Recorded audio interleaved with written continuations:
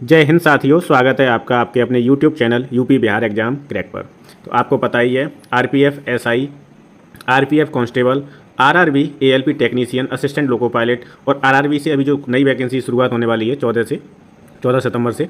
इसमें graduate level पे कुछ पोस्ट हैं 8113 और 12th लेवल पे हैं 3445। तो हम इन सभी वैकेंसियों को ध्यान में रखते हुए एक सीरीज चला रहे हैं जिसमें हम साइंस का अध्ययन करेंगे। ठीक है, दो सीरीज चलेंगी आपकी, एक होगी जिसमें साइंस पढ़ेंगे और दूसरी होगी जिसमें हम जीएस का अध्ययन करेंगे। ठीक, तो चलिए शुरू करते हैं आज से एक नई सीरीज जिसमें हम साइंस के प्रश्न हल करेंगे जो प्रीवियस ईयर में पूछे हुए हैं। तो चलिए शुरू करते हैं आज की क्लास। पहला प्रश्न है, एनीलिडा ग्रुप में मुख्यतः कौन कौन से जंतु आते हैं? तो जोंक और केंचुआ जो हैं वो एनीलिडा ग्रुप में आते हैं। किसमें आते हैं? एनीलिडा ग्रुप में। अगला फैक्ट है, आर्थ्रोपोडा ग्रुप में मुख्यतः कौन कौन से जंतु आते हैं? तो तिलचट्टा, मच्छर, खटमल, मक्खी, ये आपके ऑर्थ्रोपोडा ग्रुप में आते हैं। अगला है, मोलस्का ग्रुप के अंतर्गत मुख्यतः कौन कौन से जंतु आते हैं? तो मोलस्का में आते हैं आपका घोंगा और सीपी। कौन आता है? घोंगा और सीपी। अगला प्रश्न है, इकाइनोडर्मेटा संघ के अंतर्गत मुख्यतः कौन कौन से जंतु आते हैं? तो तारा मछली और बिटल स्टार, ये जो हैं ये दोनों आपके इकाइनोडर्मेटा संघ के अंतर्गत आते हैं। अगला फैक्ट है, मनुष्य का पाचन क्रिया का प्रारंभ कहाँ से होता है? तो मनुष्य का जो पाचन है वो मुख से शुरू होता है। कहाँ से शुरू होता है? मुख से। शिराएं द्वारा कौन सा रक्त प्रवाहित होता है? तो अशुद्ध रक्त जो है वो शिराओं के द्वारा प्रवाहित होता है। धमनी द्वारा कौन सा रक्त प्रवाहित होता है? तो शुद्ध रक्त जो होगा वो धमनी के द्वारा प्रवाहित होगा और अशुद्ध रक्त जो है वो शिराओं के द्वारा प्रवाहित होगा। दोनों फैक्ट आपको याद रखने हैं। कौन सा विटामिन जल में घुलनशील होता है? बहुत इंपॉर्टेंट है। विटामिन बी और सी जो है वो जल में घुलनशील होते हैं और ए, डी, ई और के ये आपके वसा में घुलनशील विटामिन है। कौन किसमें है? वसा में घुलनशील विटामिन है। अगला है, सोडियम का कार्य क्या है? तो यह रक्त दाब नियंत्रित करने में सहायक होता है तथा जल का संतुलन बनाए रखता है। कौन? सोडियम। अगला फैक्ट है, पोटेशियम का क्या कार्य होता है? पोटेशियम यह हृदय की धड़कन एवं नाड़ी संस्थान के कार्यों को संचालित करता है। कौन? पोटेशियम। अगला है, ग्लूकोज बिना ऑक्सीजन की उपस्थिति में मांसपेशियों प्रतिक्रिया कर क्या बनाता है? तो ग्लूकोज क्या बनाता है? लैक्टिक अम्ल बना देता है। क्या? लैक्टिक अम्ल। अगला है, ग्लूकोज बिना ऑक्सीजन की उपस्थिति में बैक्टीरिया या ईस्ट से प्रतिक्रिया कर क्या बनाता है? तो क्या बनाता है? एथाइल एल्कोहल बना देता है। क्या बनाता है? Ethyl alcohol.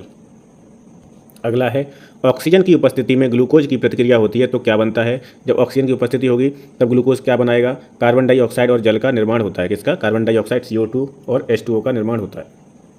अगला है, एनीलिडा में उत्सर्जन उसके किस उत्सर्जी अंग द्वारा होता है? तो नेफ्रीडिया के द्वारा उत्सर्जित होता है। किसके द्वारा? नेफ्रीडिया। मूत्र का पीएच मान क्या होता है? तो मूत्र का पीएच मान 6 होता है। क्या होता है? 6।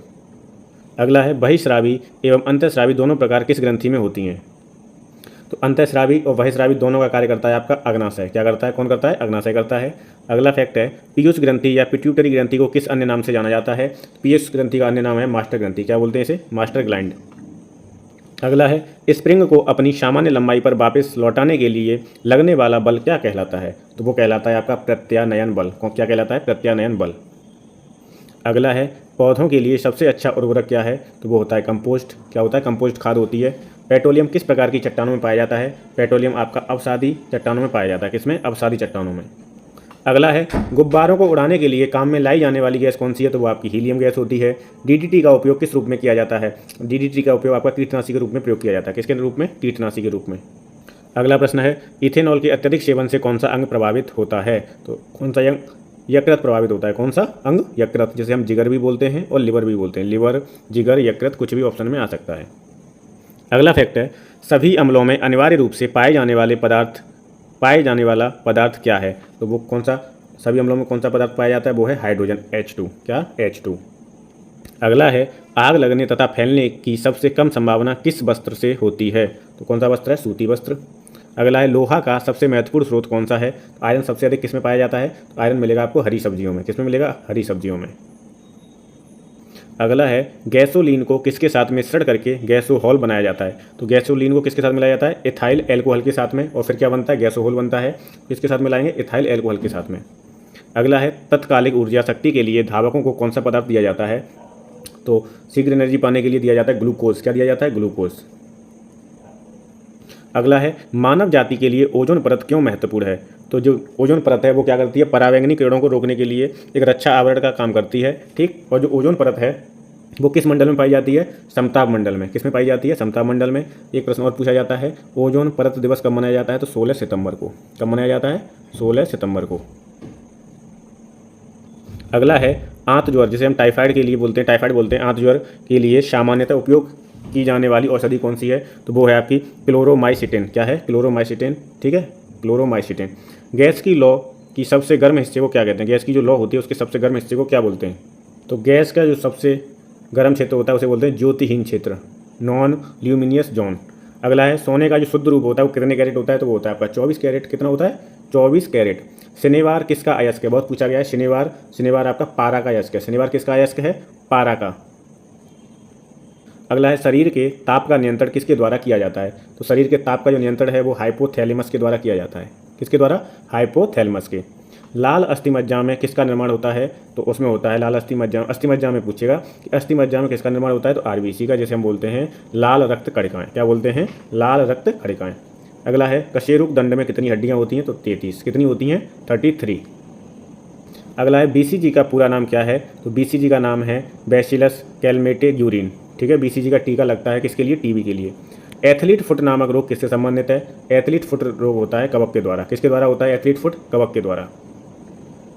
अगला है दमा, जिसे हम अस्थमा बोलते हैं। अस्थमा नामक रोग किससे होता है? तो ये भी आपका कवक से होता है। फाइलेरिया नामक रोग किस कारण होता है? ये कृमि से होता है। फाइलेरिया किससे? कृमि से होता है। अगला है जब एक वस्तु की वेग दुगनी की जाती है तो उसकी गतिज ऊर्जा कितनी होती है? तो गतिज ऊर्जा हो जाती है आपकी चौगुनी बढ़ जाती है। अगला है सूत्र कणिका को अन्य नाम से भी जाना जाता है, वह है? तो सूत्र कणिका को हम बोलते हैं माइटोकॉन्ड्रिया। ठीक, यूपी पुलिस में पूछा गया था कि कोशिका का पावर हाउस किसे बोलते हैं? तो उसे माइटोकॉन्ड्रिया को कोशिका का पावर हाउस बोला जाता है। इसे माइटोकॉन्ड्रिया को, इसे क्या बोलते हैं? अन्य नाम क्या है इसका? सूत्र कणिका है। ठीक। अगला है बट वृक्ष पादपों के लिए पादप के किस वर्ग में आता है? बट वृक्ष जो है वो पादपों के किस वर्ग में आता है? तो ये आता है आपका आवृतबीजी में। बट वृक्ष किस में आता है? आवृतबीजी में। अगला है flame of the forest, one की ज्वाला का अर्थ क्या है? फ्लेम ऑफ द फॉरेस्ट मतलब होता है ऐसे पेड़ों से भरा वन जो पतझड़ में फूलते हैं और लाल फूल बिखेरते हैं। ठीक। अगला है पेनिसिलिन किस से बनाया जाता है? तो पेनिसिलिन बनाया जाता है कवक से। किससे बनाया जाता है? कवक से। अगला है लाइकेन को दो जीवधारियों का सहजीवी साहचर्य समझा जाता है, वो दो जीव कौन से हैं? तो लाइकेन बनता है आपका शैवाल और कवक के मिश्रण से। शैवाल और कवक मिलकर क्या बनाते हैं? लाइकेन बनाते हैं। और लाइकेन वहाँ पर मिलेंगे आपको जहाँ पर प्रदूषण नहीं होता है। ठीक, प्रदूषण नहीं होता।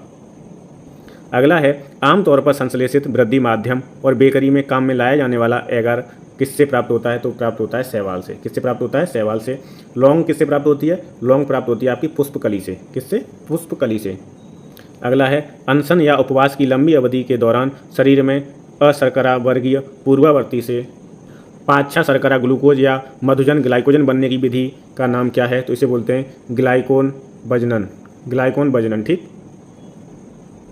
अगला है सभी जीवधारियों में पाए जाने वाला कौन सा यौगिक है जिसमें भरपूर मात्रा में फास्फोरस पाया जाता है? तो कौन सा है? वो है आपका न्यूक्लिक अम्ल। कौन सा है? न्यूक्लिक अम्ल है।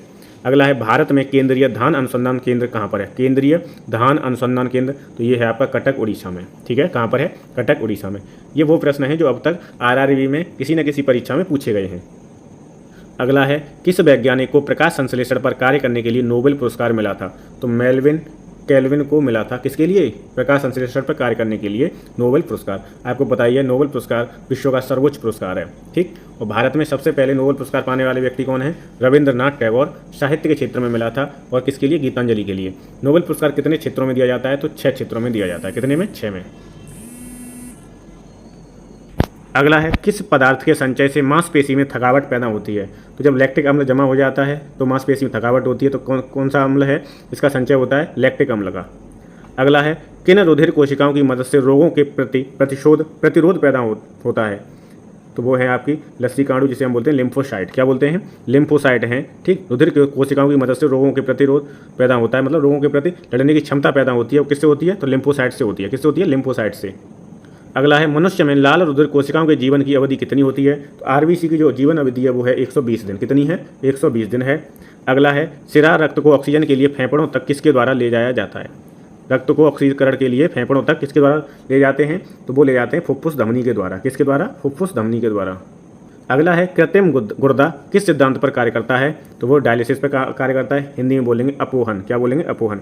अगला है एक व्यक्ति की आंखों का रंग काला, नीला या भूरा उस बर्ड पिगमेंट पर आश्रित है, किस में पाया जाता है? तो वो पाया जाता है आपका आइरिस में। किस में पाया जाता है? आइरिस, जिसे हिंदी में बोलेंगे परितारिका। क्या बोलेंगे? परितारिका। अगला है जब आंख में धूल चली जाती है तो कौन सा हिस्सा सूजकर गुलाबी हो जाता है? तो वो कौन सा है? नेत्रश्लेष्मला बोलते हैं, और इंग्लिश में बोलेंगे कंजंक्टिवा, कंजक्टिवा, ठीक है। कंजक्टिवा जो हिस्सा होता है वो आपका क्या होता है? सूजकर गुलाबी हो जाता है। एक प्रश्न और पूछा जाता है, जब कोई अपनी आँख को दान करता है, डोनेट करता है मरने के बाद, तो उसमें कौन सा हिस्सा दान किया जाता है? तो वो है कार्निया। कौन सा हिस्सा है? कार्निया। कार्निया जो है वो दान किया जाता है, ठीक। अगला है, बच्चे के दूध पीते समय स्तनों में दूध का निष्कासन किसकी मदद से होता है? तो वो है आपका ऑक्सीटोसिन हार्मोन। कौन सा हार्मोन है? Oxytocin hormone. अगला है, निषेचन सामान्यतः कहाँ होता है? तो निषेचन जो होता है वो डिम्ब वाहिनी नली में होता है, जिसे हम फैलोपियन ट्यूब्स बोलते हैं। क्या बोलते हैं? Fallopian tube. अगला है, कृत्रिम वीर्य सेचन के उद्देश्य से प्रसव वीर्य को किसमें संचित किया जाता है? तो किया जाता है द्रव नाइट्रोजन में, इसे स्टोर किया जाता है किसमें? द्रव नाइट्रोजन में। अगला है, किस पादप का पुष्प सबसे बड़ा होता है? तो वो है रेफ्लेसिया। रेफ्लेसिया जो पौधा है इसका सबसे बड़ा पुष्प होता है। अगला है, असत्य फल मुख्य रूप से कौन कौन से हैं? तो ये नारियल, कटहल और सेब, ये असत्य फल की कैटेगरी में आते हैं। कौन कौन? नारियल, कटहल और सेब। अगला है, किसी वृक्ष की आयु कैसे पता चलती है? तो बलय जो छल्ले होते हैं, बलयों को गिनकर किसी वृक्ष की आयु का पता लगाया जा सकता है। अगला है, जल संवर्धन जिसे हम बोलते हैं हाइड्रोपोनिक्स क्या है? तो बिना मिट्टी के पादप को उगाना हाइड्रोपोनिक्स कहलाता है, बिना मिट्टी के पादपों को उगाना। अगला है, किस वैज्ञानिक को अनुवांशिकी का पिता कहा जाता है? तो ग्रेगर जॉन मेंडल को। किसे? ग्रेगर जॉन मेंडल को अनुवांशिकी का पिता कहा जाता है। किसी बच्चे का लिंग निर्धारण किससे होता है? तो वो होगा आपका पिता के गुणसूत्रों से। किससे होगा? पिता के गुणसूत्रों से होगा, क्योंकि जो महिला है उसमें XX गुणसूत्र होंगे और पुरुष में क्या होंगे? XY होंगे, ठीक। तो इसमें तो कोई बदलाव है नहीं। अब यहाँ से जो होगा उससे निर्धारण होगा, ठीक है, बच्चे का। अगला है, मनुष्य में गुणसूत्रों की संख्या कितनी होती है? तो 46 होती है। तो टोटल अगर जोड़ी में पूछेगा तो आप बताओगे 23 जोड़ी। कितनी जोड़ी? 23 जोड़ी। अगला है, जो लोग मक्का को मुख्य अनाज की तरह आहार में लेते हैं उनमें किस विटामिन की कमी की संभावना रहती है? तो जो लोग मक्का को मुख्य रूप से लेते हैं उनमें विटामिन B1 की कमी हो सकती है। अगला है, किसी सदिश का परिणाम कभी भी नहीं हो सकता। तो किसी भी सदिश राशि का परिणाम कभी भी ऋणात्मक नहीं हो सकता। सदिश राशि का परिमाण क्या नहीं हो सकता? ऋणात्मक नहीं हो सकता। कपास जो रेशा है वो किससे प्राप्त होता है? तो कपास होता है बीजों से प्राप्त होता है। कपास किससे प्राप्त होगा? बीज से। अगला है, ताजे निकले मूत्र में कोई खास गंध नहीं आती है, लेकिन कुछ समय बाद उसमें अमोनिया जैसी तेज गंध आने लगती है। क्यों? क्योंकि उसमें जीवाणुओं द्वारा यूरिया अमोनिया में बदल जाता है। यूरिया किस में बदल जाता है? अमोनिया में बदल जाता है। किसके कारण? जीवाणुओं के द्वारा, इसीलिए उसमें क्या है? गंध आती है। अगला है, किस मछली में सल्क नहीं होते? तो कैटफिश में सल्क नहीं होते। किसमें? कैटफिश में। ज़्यादातर मछलियाँ जल में क्यों नहीं डूबती? वातावशय के कारण मछलियाँ जल में नहीं डूबती। किसके? वातावशय के कारण मछलियाँ हैं जल में नहीं डूबती। अगला फैक्ट है, सर्वप्रथम विषाणु को शुद्ध क्रिस्टलीय रूप में किस वैज्ञानिक ने अलग किया था? वो थे WM स्टैनले। कौन थे? WM Stanley.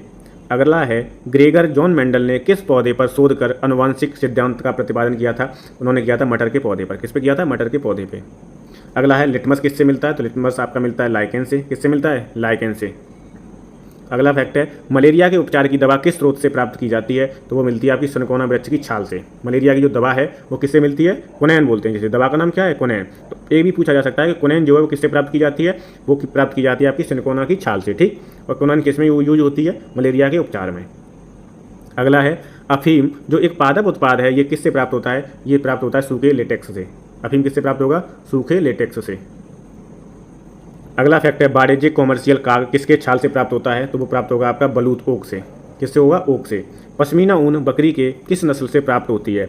पश्मीना जो है वो बकरी की नस्ल है। ये भी प्रश्न पूछा गया है कि पश्मीना किसकी नस्ल है? बकरी की, खरगोश की, ऊँट की, है ना। तो आप बताओगे पश्मीना बकरी की नस्ल है। और बकरी में भी कौन सी नस्ल बकरी की है? चेंगथंगी की। किसकी? चेंगथंगी की। अगला है, मवेशियों में बांझपन किस रोग के कारण होता है? तो वो रोग का नाम है बेंग रोग। कौन सा रोग है? बेंग रोग। अगला है, अधिक शराब पीने वाले लोग अधिकांशतः किस बीमारी से मरते हैं? तो वो बीमारी है सिरोसिस बीमारी। कौन सी है? सिरोसिस। अगला फैक्ट है, राइबोसोम किसका कार्य करती है? राइबोसोम जो है तो ये प्रोटीन संश्लेषण का कार्य करती है। ये भी प्रश्न पूछा गया था, प्रोटीन संश्लेषण में कौन सहायक होता है? तो वो है राइबोसोम। अगला है, मरुस्थल में उगने वाले पौधों को क्या बोलते हैं? आपके में इंग्लिश में ही आएगा, क्यों मरुद तो बता ही दोगे। आपके में आएगा जेरोफाइट। क्या आएगा? जेरोफाइट। अगला है, भोपाल में 1984 में जो गैस लीक हुई थी वो कौन सी थी? वो थी मिथाइल आइसोसाइनाइड। क्या थी? Methyl isocyanide. MIC भी ऑप्शन में दे सकता है। और ये कब की घटना है? तो ये आपकी है 2 और 3 दिसंबर की, 2 की रात को ये घटना हुई थी 1984 में। कहाँ पर? भोपाल में। इसे भोपाल गैस त्रासदी के नाम से भी जाना जाता है। आपको गैस का नाम याद रखना है, मिथाइल आइसोसाइनाइड। अगला है, भैंस की मुख्य नस्लें कौन कौन सी हैं? तो मुर्रा होती है, सुरती होती है, भदवाड़ी, जाफराबादी और महसाना। ये सब क्या हैं? भैंस की किस नस्लें हैं। अगला है केंद्रीय बकरी अनुसंधान संस्थान की स्थापना कहाँ पर की गई है? तो ये आपका मथुरा के पास फरा है, वहाँ पे है मखदूम जगह। कौन सी है? मखदूम। तो आप याद रखोगे मखदूम मथुरा उत्तर प्रदेश में है केंद्रीय बकरी अनुसंधान संस्थान। अगला है राष्ट्रीय ऊँट अनुसंधान संस्थान कहाँ पर है? तो ये आपका बीकानेर राजस्थान में है राष्ट्रीय ऊँट अनुसंधान संस्थान। अगला है दालचीनी कहाँ से प्राप्त होती है? दालचीनी प्राप्त होती है आपकी वृक्षों के छाल से। कहाँ से प्राप्त होती है? वृक्षों के छाल से। मसालों की रानी किसे कहा जाता है? तो इलायची को मसालों की रानी कहते हैं। फूलों का अध्ययन किसमें किया जाता है? एंथोलॉजी। फूलों का अध्ययन क्या कहलाता है? एंथोलॉजी। अगला है पेडोलॉजी में किसका अध्ययन होता है? तो पेडोलॉजी मिट्टी का अध्ययन होता है। सिस्टम नेचर किसकी पुस्तक है? तो कार्ल लिनियस की सिस्टम नेचर पुस्तक। सिस्टम नेचर किसकी पुस्तक है? तो कार्ल लिनियस की। अगला है दूध से दही के रूप में जमने का कारण क्या है? तो वो है लैक्टोबैसिलस। क्या है? लैक्टोबैसिलस जीवाणु है। ठीक, दूध से दही बनाने में ये सहायक होता है। अगला है विषाणु में क्या होता है? तो विषाणु में होगा आपका वायरस में न्यूक्लिक एसिड होगा और प्रोटीन होगा। क्या होगा? न्यूक्लिक एसिड और प्रोटीन।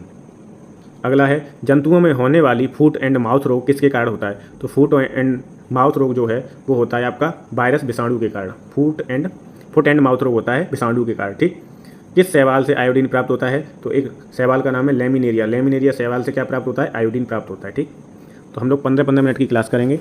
आज की क्लास में इतना ही, कल चलेंगे दूसरी क्लास पे। ठीक, थैंक यू सो मच।